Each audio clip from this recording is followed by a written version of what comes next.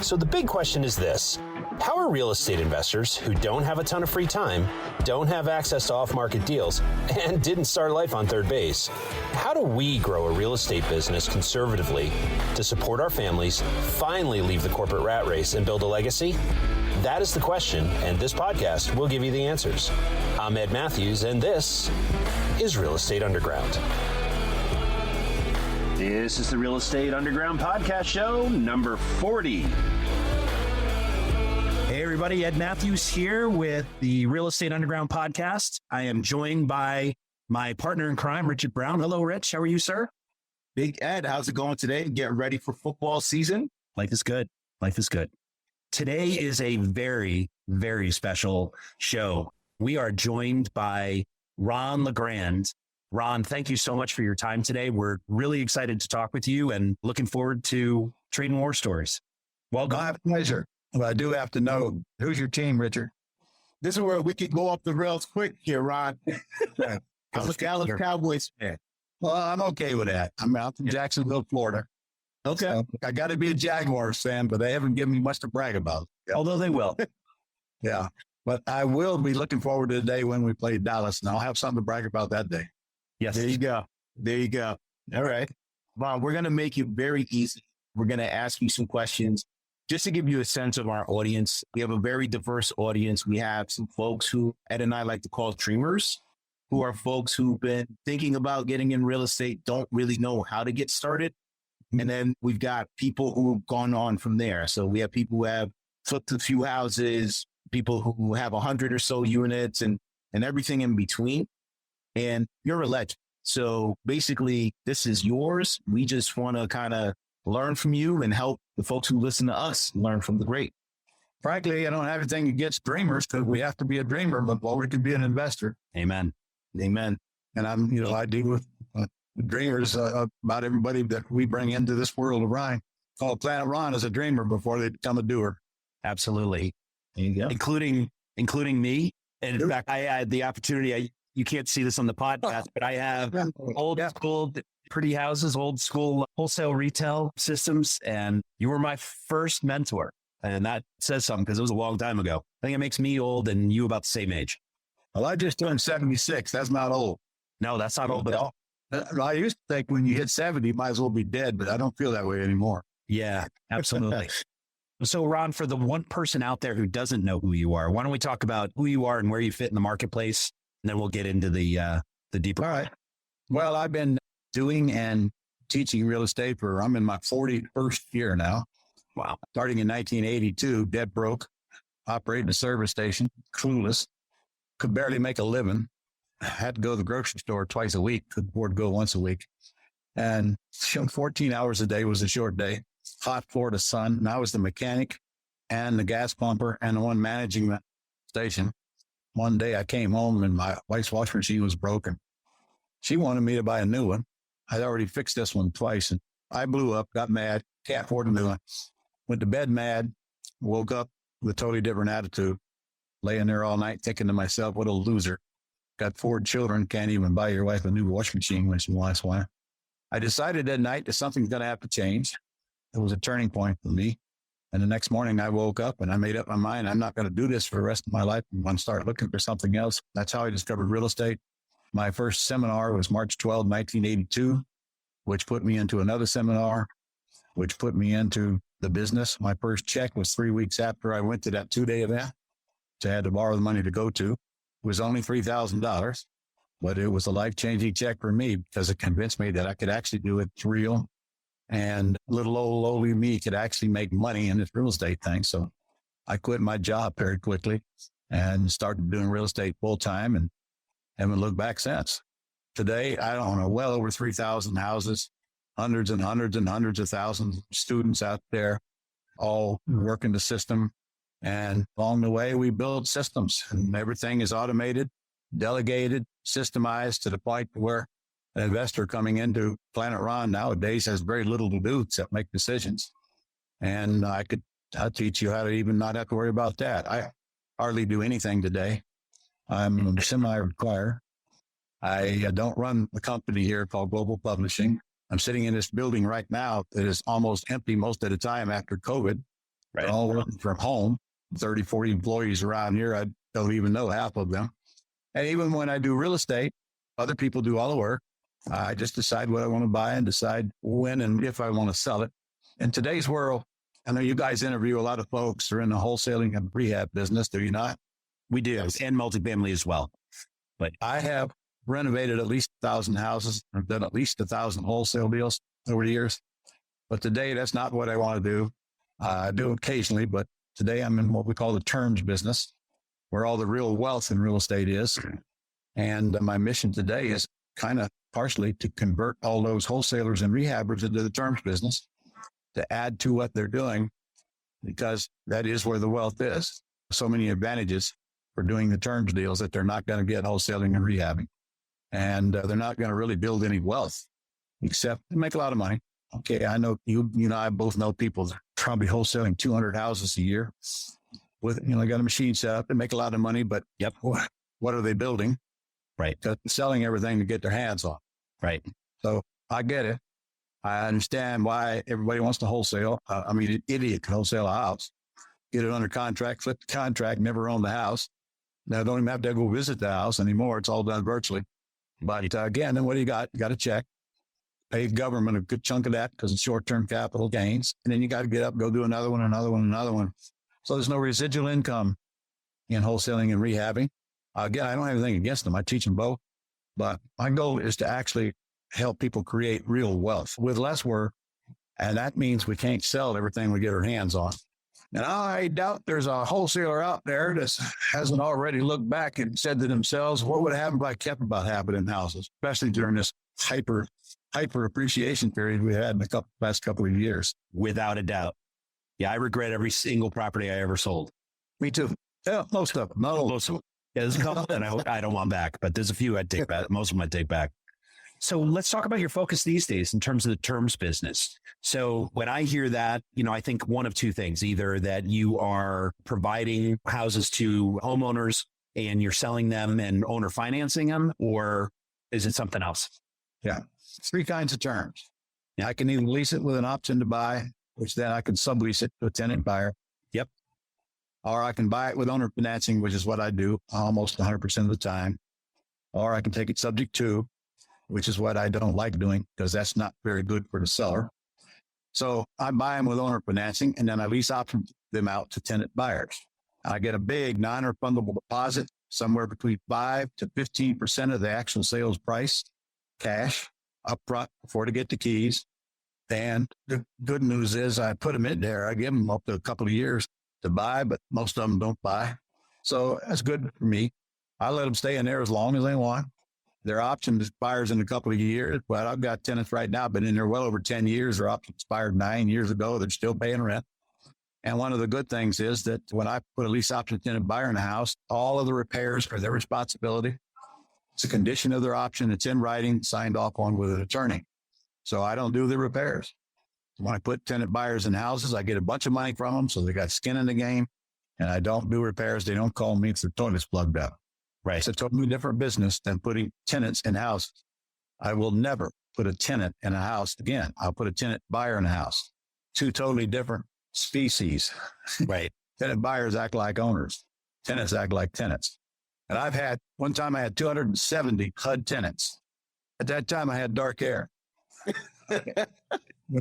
Yeah, but I turned very quickly dealing with all the HUD. And then dealing with government trying to get your money. That is not the way you get rich in real estate. That's the way to get old and ugly to probably get out. So I started buying properties pretty quick, but I can tell you right now, I had $1 million worth of equity 2 years, but cash flow, I was making a good living, but I wasn't making any real money. But because I didn't understand systems, I didn't understand to get the hell out of your own way and let other people do almost everything for you for pennies. All that fell on me. And frankly, it was just sucking the life out of me. So I spent 5 years cleaning up the mess I made in the first 2 years and finally figuring out how this business works. And so that it makes me more money with less work. In fact, I have a book called The Less I Do, The More I Make. And I read it. Yeah. You read it? Okay. Oh, absolutely. I've read everything you've written. It's on Amazon. I doubt it. Oh, okay. Well, I tried. Doubt it. All right. But I continue writing. I got a brand new book coming out soon called Lessons Learned. Mm-hmm. You know what? I had COVID. So I wrote it the week of COVID, the whole book. Oh, wow. All I did just was dictated into my notes and had Siri do all the work for me. Right. And I'm always creating, continue working, continue buying. But I learned a long time ago, if you don't get out of your own way and let other people do what they do best, that means you got to do it. And most of it won't get done. And the truth is, most of us don't like most of the crap we do anyway. So why do it? Delegate it all. We use systems, we use technology. So it's a real easy business today. Let me ask, you say the business is an easy business. Obviously, you've been uber successful in the business. How do you handle the haters or the naysayers or the doubters who say, Ron made money in this, but I can't do it, or I don't know how to get started, or, any of that kind of negative self-talk? How do you get them to move beyond that? You might not like my answer to that one, Richard. Oh, well, I'm sure I will. Well, when somebody comes, first of all, I don't get much to that because they pretty much know I'm not going to put up with that kind of crap. Somebody says, well, I don't think it'll work for me. I'm going to say, you're absolutely correct. It won't work for you until you change your attitude. And I teach people right from the beginning, the first thing we got to do is change your thinking. First, we got to change your thinking about what real estate is really like, not all the crap that you've been told by the broke people trying to spread the crap that they don't know. And then we have to change your thinking about how much money you can make. Because honestly, a lot of people come to me and they just don't think they're worthy of making any real money. Spend all of their lives swapping hours for dollars, getting by, making a living. I'm not going to ever be one of those elite. I'm just not worthy. So we have to change that. And we change that slowly by first check, most important check, as mine was. And then as they start getting checks, that stinking thinking goes away real quick. Yeah. But I won't tell you that everybody can succeed in this business because we can't fix everybody's thinking. The biggest problem people have is not money, not credit. We need neither of those. It's right between these two earlobes. So we got to work hard on that. And once that's fixed, if it needs fixed, I'm not saying everybody has that attitude because most of them don't. But once that's fixed, just a matter of implementing the training. We do training. In fact, I'm leaving shortly to go do a boot camp in Vegas. 4 days. I've been doing it for a long, long time. I still teach it. It's the basics of how to buy and sell houses without using your money or credit. Training comes first, but training is worthless without the implementation. And that's what we're so good at. We have VAs doing the work for them. We have mentors working them, hold their hands and basically guiding them through the system. It's a lifetime relationship, as Ed had just stated up there. So we got to stick with them. We don't love them and leave them in the morning because the reality is it's very hard to go to a training and get everything you need because now you're out there wandering around in the wilderness and trying to put the pieces together. That's how I learned. I mean, there was none of this systemization when I came along. We had to do it all myself for 2 years. I did everything myself. And I'm telling you right now, it just about sucked the life out of me, putting up with all the stuff that you got to do that can be delegated. Now, back then, I didn't have everybody delegate it to, but today it's easy to delegate most of the stuff you have to do. We got to get out of our own way. And that's one of the biggest mistakes people make in business, guys, any business. You've got to get out of your own way. And in fact, if you have to show up for your business sucks. It needs to be fixed or it needs a new boss. One of the two. I don't have to show up for any of my businesses. I do this training. I can even delegate that and have them pass. I mean, I got to do something for crying out loud. So, and I still like to train. People ask me all the time, why do you still do this? What would you have me do? Right. Okay. I just came from Alaska fishing. I've seen all the world I really need to see. I used to play golf, but I can't see where my ball lands. I got to do something for crying out loud. And what's more fun than helping people getting into financial independence? That's what we do. Oh, that's fantastic. Great answer too. Are you interested in real estate investing right here in Connecticut? Ever wonder where all those real estate investing pros hang out to network? Did you know the Connecticut Real Estate Investors Association will introduce you to those investors and will help you learn how to find deals, fund those deals, and even teach you how to do it without leaving your current job? Go to ctrea.com. That's ctreia.com and click on the events button to register for an upcoming event. Hope to see you soon. Buying investment real estate is both thrilling and sometimes stressful. Without a lending expert by your side, most investors don't stand a chance. That's where CT REIA funding comes in. C2RIA Funding was founded by investors to help investors just like you fund their deals. Whether you're buying a single-family rehab, an apartment building, or really any investment property, our team will understand your deal and help you close quickly. Go to ctreiafunding.com or call us at 860-876-0572.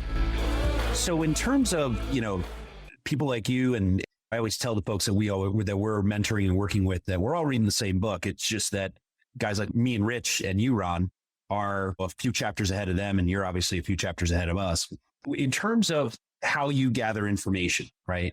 Do you listen to podcasts? Do you read? Do you listen to audiobooks? Like, how do you continue to sharpen that saw? You probably ain't gonna like that answer either yet. Okay. Well, let's give it a shot. No, I don't listen to podcasts. I just do them like we're doing right now. Right. No, I don't spend my life on the internet. I am on TikTok, but I don't go on TikTok. I am YouTube. I got enough information on there to keep you busy till you're dead. Tons and tons of videos. And I've been on Facebook one time in my life. I don't go to Facebook. I don't participate in Facebook. I stay away from all that nonsense, mostly mindless chatter. Amen. I got better things to do than sit there and do that mindless. I don't know how people put up with that. I guess they don't have anything to do. I don't know. But as far as reading books, I've read a lot of them in the past. I'll confess I am not reading them today. I can take the same amount of time and do something creative with it, such as writing, because I'm constantly writing stuff or recording stuff or creating new training stuff. Honestly, I just don't want to sit down and read a book right now. I haven't listened to an audio book in a long time, but I used to do that very, very heavily. I just don't anymore. I mean, look, I'm 76 years old. I'm at the point in my life to where I do a whole lot more advising than I do taking advice. Right. I'll tell you, one of the biggest mistakes I made coming up was I just wouldn't ask for help. And I didn't know the difference between people that are qualified to help and people that weren't, because I see a lot of people making the big mistake, and that's listening to people that are not qualified and you should not be listening to. And I always tell them, your broke people can't help you get rich. So I don't know why you care what they have to say, because truthfully, most of what they have to say is junk they heard someplace else anyway, and they've never done anything. Of course, they want to criticize you. You got to stay away from those kind of people. Get that check. I call that first check the shut up check. Right. Copy that check. Here. Shut up. Go away. Yeah. I don't need you anymore. Yeah, I don't need you anymore. Didn't need that to begin with. And the dream stealers are coming.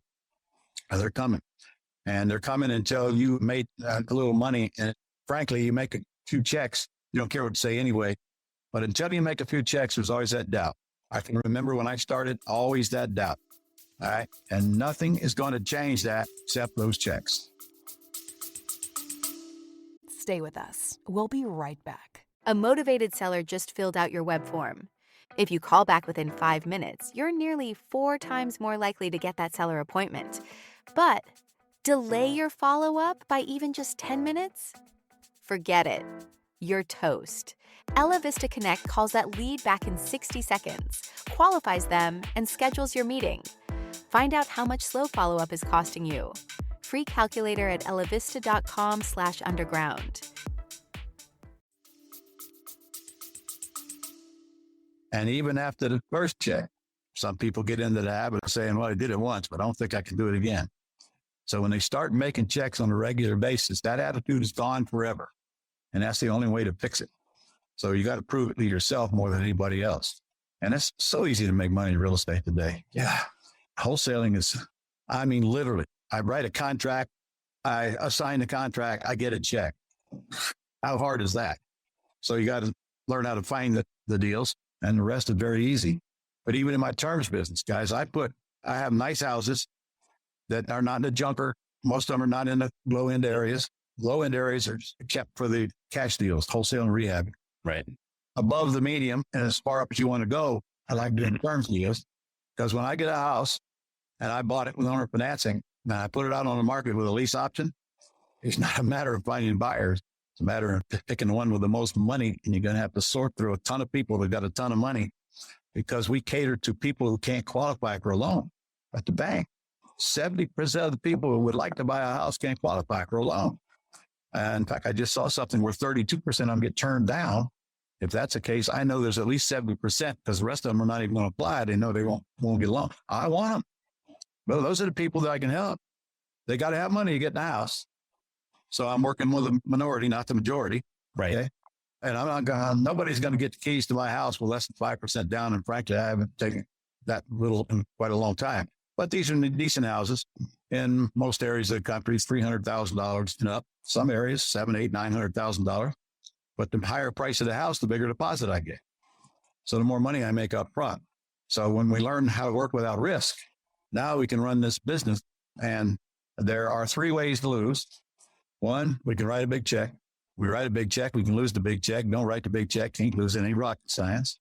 Even though I write big checks, I only write them when I know I'm going to get a larger check back quickly, or I'm not going to bury money in real estate. Contrary to conventional wisdom, go put up a down payment, go borrow the money.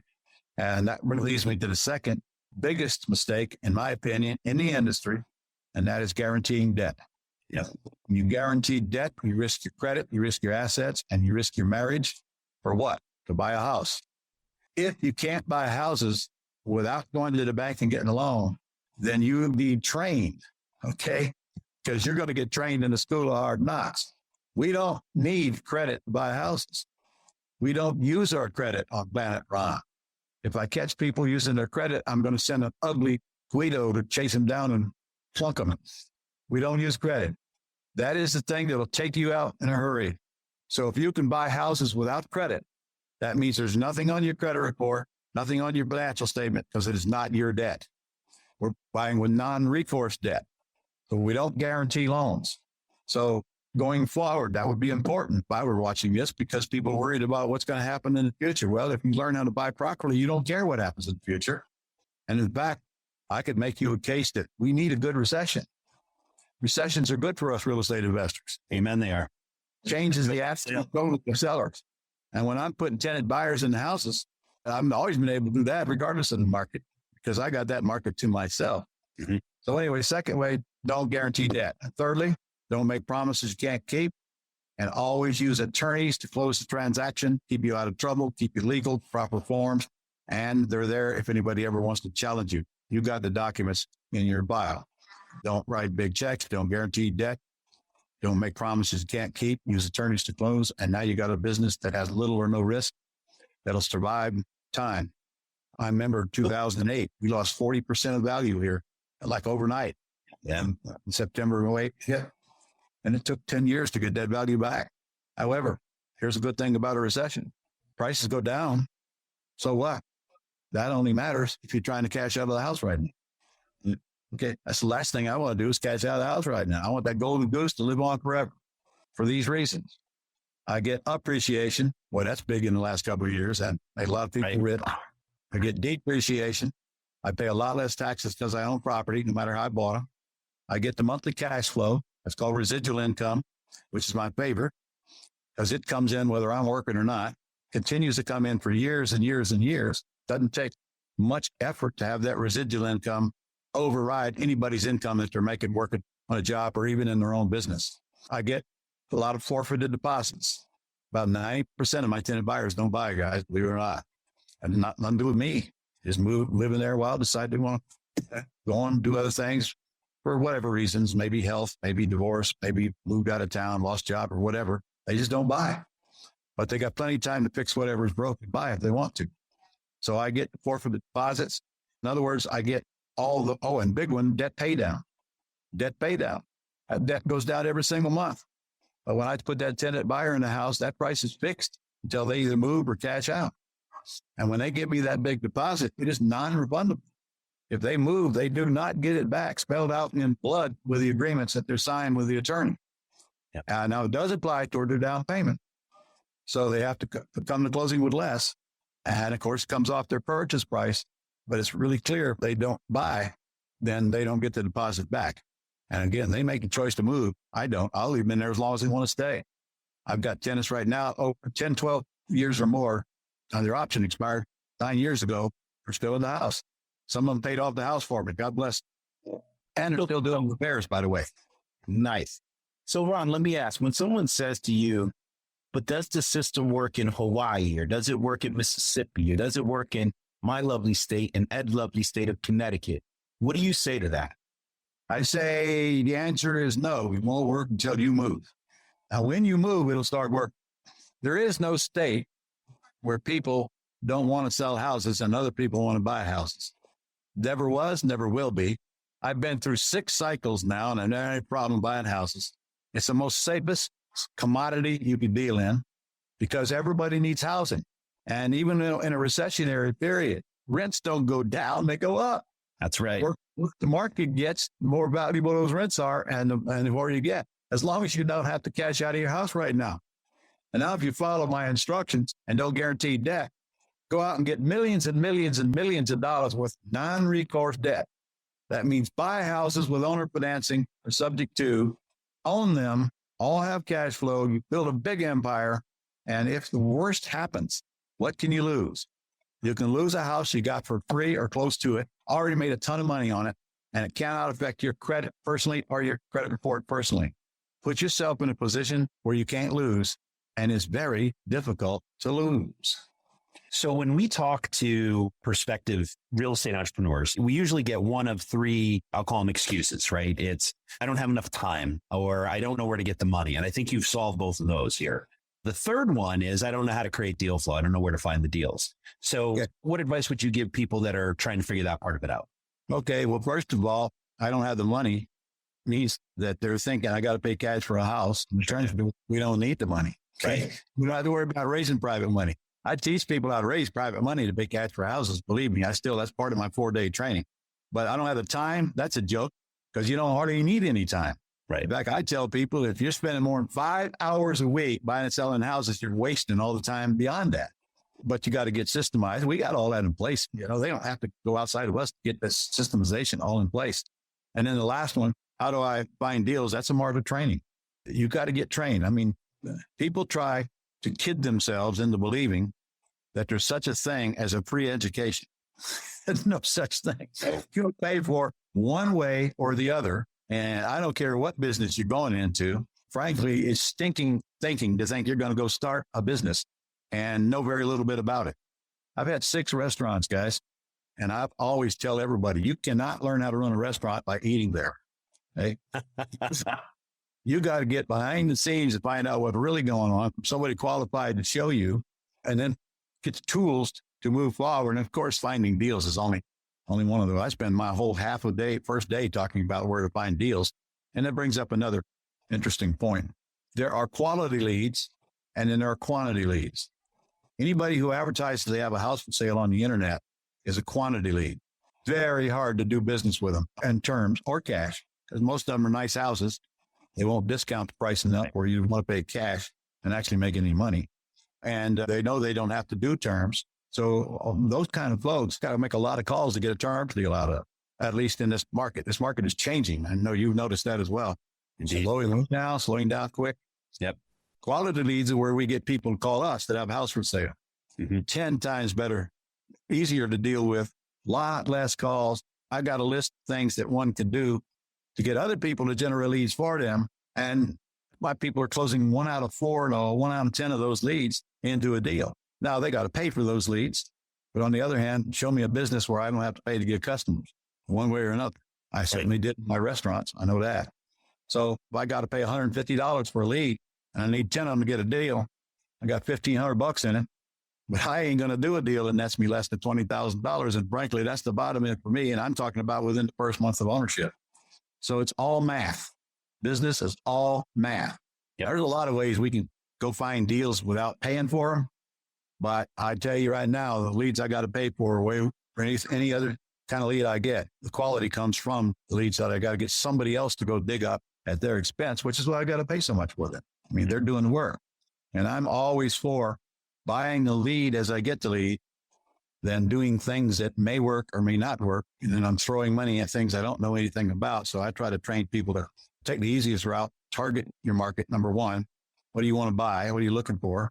And then work on getting the leads that somebody else has done all the work for. Now, all you got to do is write a check, send it to our VA to get a property information sheet filled out and make a simple 2-minute closing call and you're done. And that's, everything is done for you today. I could go on for hours, guys. So you better stop me when not a chance. Well, Dude, we are absolutely loving this. This is gold. This is absolute gold. Always been amazing, though. And all the videos that I've seen have been fantastic. So this is just, I'm recording everything, putting it in here, making my own mental notes. You said you're going to be in Vegas? Yeah, next week. Starts Tuesday. Fantastic. Is that sold out? Is there still room for people to? It's never sold out, Richard. We just get a bigger room. Okay. Okay.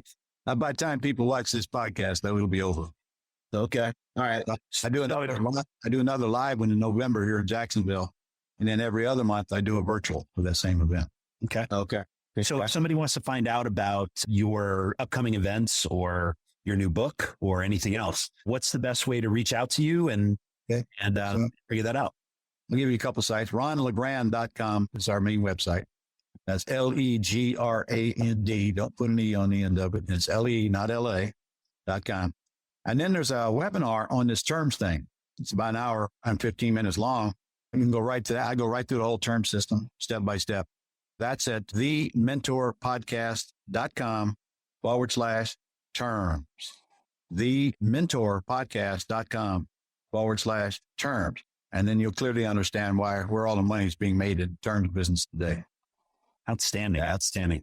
So I'm curious, when you're not creating new content, when you're not appearing on podcasts like this one, and you're not chasing deals, what else do you like to do?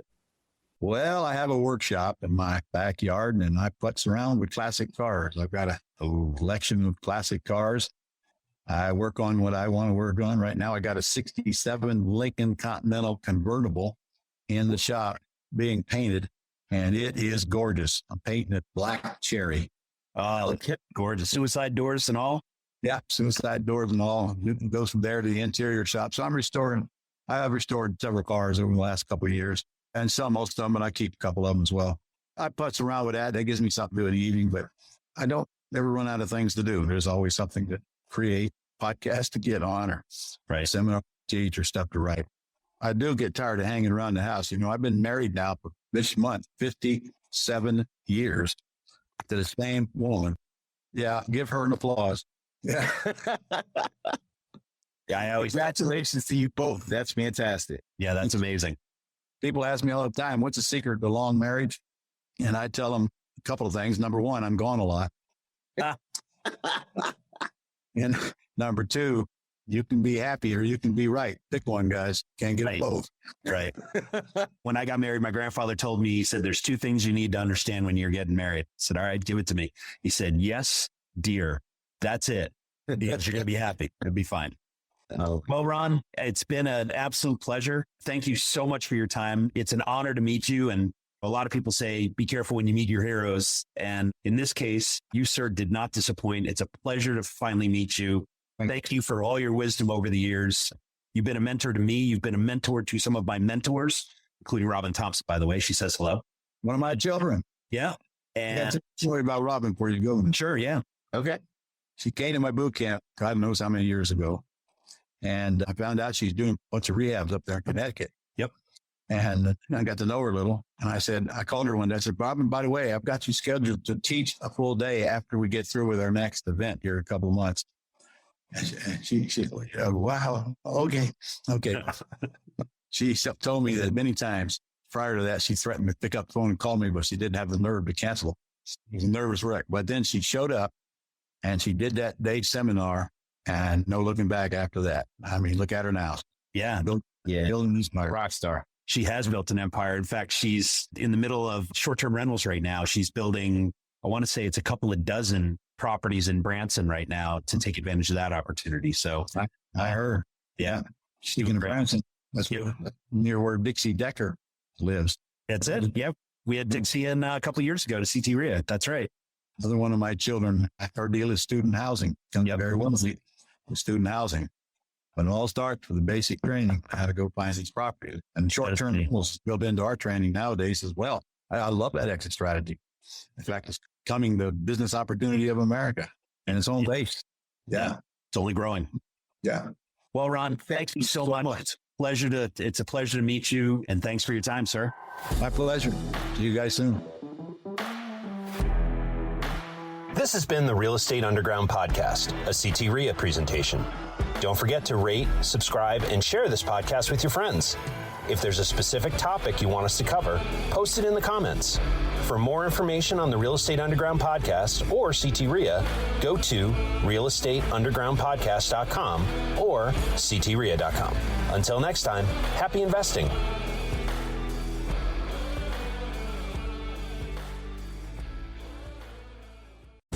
This has been the Real Estate Underground. Don't forget to subscribe.